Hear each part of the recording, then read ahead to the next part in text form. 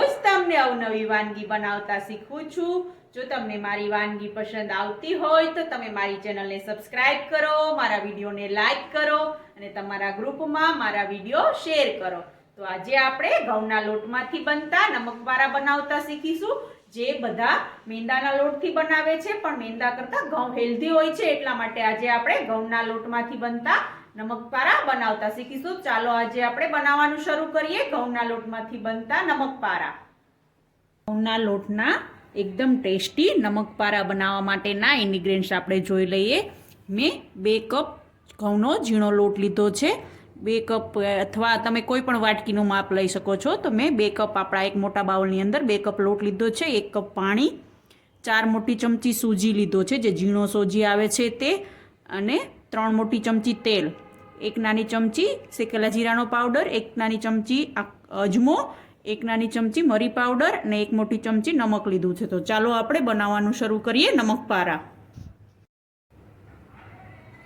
નમકપારા બનાવવા માટે મેં અહીંયા એક કાતરૂટ લીધી છે, તેની અંદર આપણે જે 2 કપ અને 1 મોટો વાટકો, તમારા ઘરમાં તમારી પાસે જે વાટકી કે ચાનો કપ કોઈ પણથી માપ લઈ અને બનાવી શકો છો। તો મેં અહીંયા 2 કપ રોટલીનો લોટ લીધો છે ઘઉંનો, અને 4 આપણે એની સામે 4 ચમચી સોજી એડ કરવાનો છે। બંને વસ્તુને મિક્સ કરી અને આપણે જે એની અંદર મરી મસાલા છે તે બધા એડ કરી દઈશું। તો આપણે મરી પાવડર 1 નાની ચમચી છે તે એડ કરી દઈએ। અજમોને આવી રીતે હાથમાં લઈ અને મસળી અને પછી એડ કરવાનો છે, જેથી એનો ટેસ્ટ ખૂબ જ મસ્ત આવે। તો આવી રીતે હાથમાં મસળી અને આપણે અજમો 1 ચમચી એડ કરી દઈશું।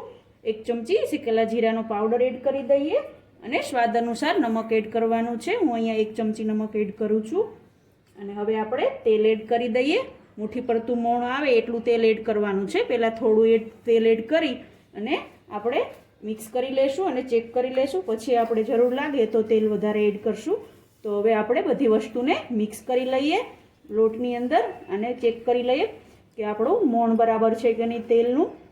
નમકપારામાં તેલનું પ્રમાણ થોડું વધારે રાખવાનું, જેથી એકદમ ક્રિસ્પી અને ટેસ્ટી નમકપારા બને। આપણે ઘઉંના લોટના બનાવવાના છે, એટલા માટે તમે મેંદાના લોટના પણ બનાવી શકો છો, પણ ઘઉંનો લોટ ખાવા માટે હેલ્ધી કહેવાય છે, એટલા માટે આપણે ઘઉંના લોટના નમકપારા બનાવીએ છીએ। તો હવે આપણે જોઈ શકો છો તમે, આપણું મસ્ત બધું મિશ્રણ લોટની અંદર મિક્સ થઈ ગયું છે બધી વસ્તુ, અને આપણું મોણ મુઠ્ઠી પડતું આવી ગયું છે। તો હવે આપણે એની અંદર લોટ બાંધવા માટે પાણી એડ કરી અને એકદમ કઠણ લોટ બાંધશું, જેથી આપણા નમકવારા ખૂબ જ ટેસ્ટી બને।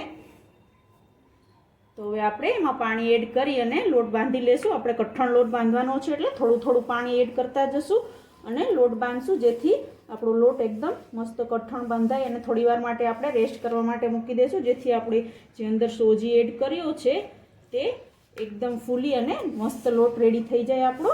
તમે જોઈ શકો છો આપણો લોટ બંધાઈ ગયો છે। તો હવે આપણે એની ઉપર આવી રીતે હાથમાં તેલ લઈ લગાવી અને આપણે એને 10 થી 15 મિનિટ માટે રેસ્ટ કરવા માટે રાખી દઈશું।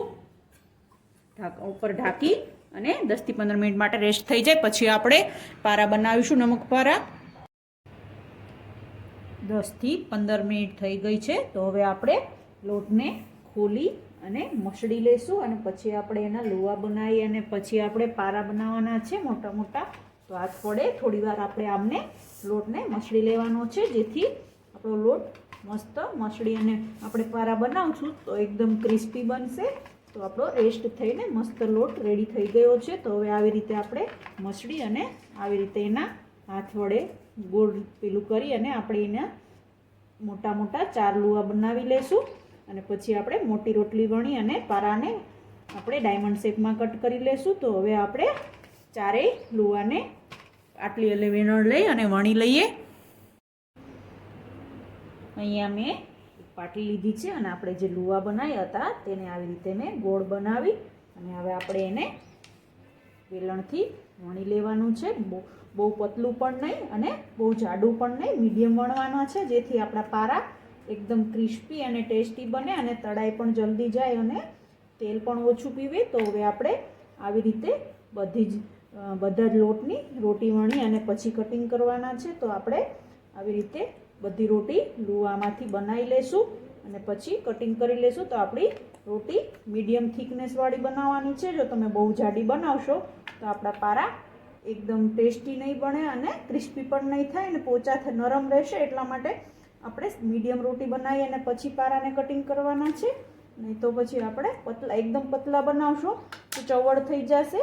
એટલા માટે મીડિયમ રોટી બનાવી અને પછી જ આપણે એને કટિંગ કરવાના છે. તમે જોઈ શકો છો એની થિકનેસ મેં કેટલી રાખી છે. આટલી થિકનેસ રાખી અને આટલી થિકનેસ રહે ત્યાં સુધી જ આપણે રોટી વણવાની છે, મીડિયમ થિકનેસ. અને પછી આપણે એને કટિંગ કરી લેશું. તો હવે આપણે મેં અહીંયા એક પીઝા કટર વડે એને આપણે પતલી પતલી સ્ટ્રાઈપની કટિંગ કરી અને પછી આપણે એને તળી લેશું થોડી વાર. બધી રોટી વણી પારા કટિંગ કરી અને પછી તળવાના છે. તો આપણે આવી રીતે બધી રોટી વણી અને આવી રીતે પારાને કટિંગ કરી લેવાના છે.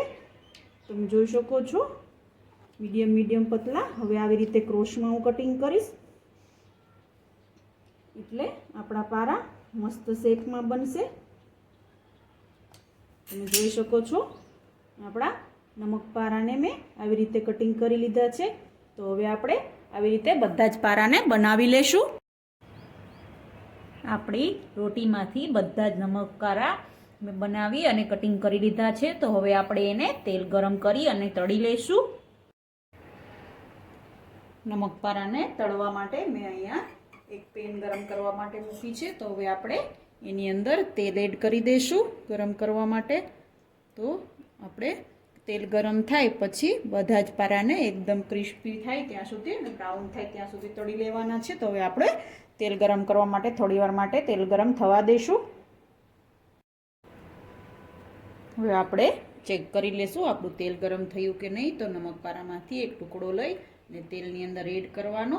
અને જો તો આપણો ટુકડો તરત ઉપર આવે તળાઈને તેલની અંદર તો આપણું તેલ ગરમ થઈ ગયું છે. તો હવે આપણે બધા જ નમક પારાને તેલની અંદર એડ કરી અને મીડિયમ ફ્લેમ ઉપર એકદમ લાઇટ બ્રાઉન થાય ત્યાં સુધી આપણે એને તળવાના છે. તો આપણે હવે તેલમાં જેટલા પેનની અંદર આવે એટલા બધા જ નમક પારા એડ કરી અને તળી લેશું. તો હવે આપણે બધા જ નમક પારા જેટલા પેનમાં આવે એટલા તેલની અંદર એડ કરી દઈએ. આપણા નમક પારા એક સાઈડથી લાઇટ બ્રાઉન થઈને તળાઈ ગયા છે. તો હવે આપણે એને જારા વડે પલટાવી અને બીજી સાઈડ પણ તળવા માટે રાખી દઈશું. તો આપણે બધા જ પારાને જારા વડે બીજી સાઈડ પલટાવી અને તળી લેશું. આપણા નમક પારા એકદમ મસ્ત ક્રિસ્પી અને ટેસ્ટી લાઇટ બ્રાઉન થઈને તળાઈ ગયા છે. તો હવે આપણે એને એક પ્લેટમાં કાઢી લેશું અને સર્વિંગ માટે લઈ લેશું. અને આવી રીતે આપણે બધા જ નમક પારાને તળી લેશું. આપણા બધા જ નમક પારા એકદમ મસ્ત ક્રિસ્પી અને ટેસ્ટી તૈયાર થઈ ગયા છે. તો હવે આપણે એને સર્વિંગ પ્લેટમાં કાઢી સર્વ કરી લેશું. જો તમને મારી અવનવી વાનગી પસંદ આવતી હોય તો તમે મારી ચેનલને સબસ્ક્રાઈબ કરો, મારા વિડીયોને લાઇક કરો અને તમારા ગ્રુપમાં મારા વિડીયો જરૂરથી શેર કરો. તો હવે આપણે નમક પારાને ચા સાથે ખાશો, ખૂબ જ ટેસ્ટી લાગશે. તો આપણે એને હવે સર્વ કરી લઈએ. તો તૈયાર છે એકદમ ક્રિસ્પી અને ટેસ્ટી એવા આપણા ઘઉંના લોટના નમક પારા. આ નમક પારાને તમે 2 મહિના સુધી સ્ટોર કરી શકો છો અને કોઈ પણ તહેવાર હોય ત્યારે નાસ્તામાં પણ બનાવી શકો છો, બાળકોને લંચ માટે પણ બનાવી શકો છો. તો તમે પણ આ રેસીપી ઘરે જરૂરથી ટ્રાય કરજો અને તમારી રેસીપી કેવી બની તે મને કમેન્ટ બોક્સમાં જરૂરથી જણાવજો. કેવી લાગી આજની રેસીપી તમને?